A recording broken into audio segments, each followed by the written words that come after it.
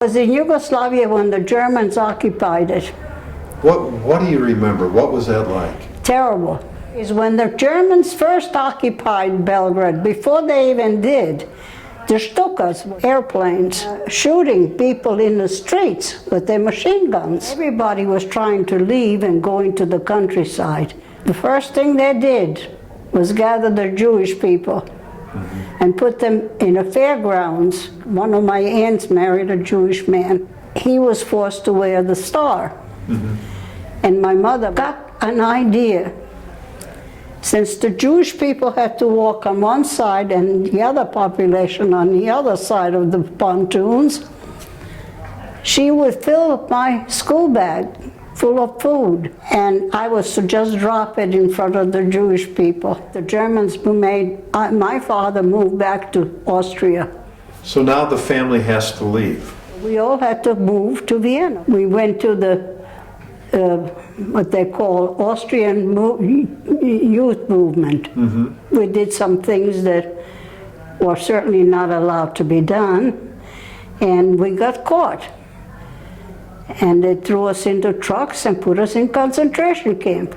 We stayed there for about a month and a half, just before the war ended. And they called us the Opfern, which means the victims of the Nazi oppression. We were just taken over in Austria by the German people and became part of Germany. We were let go when the war was, so to say, over. Okay. And the Germans withdrew, but they were still fighting Russia. Right. There was still war going on. And Austria, of course, was still Germany at that time. And you had to walk in the store. You had to say Heil Hitler. If you don't say it, don't come in. And how long were you in the camps? About a month and a half. And your folks had no clue where you were? They had no clue where we were. They tried. But you could only try so much, because you start inquiring about somebody that's in a jail or something, you end up there too. Well, I bet your folks were glad to see you. Oh yeah, oh yeah. And then soon after that, the Russians came in. The Russians all of a sudden started giving out food, and they told people to come and help themselves, and they would be pouring out soup into your dish that you brought with you. And what they did is they separated all the men and kept the women.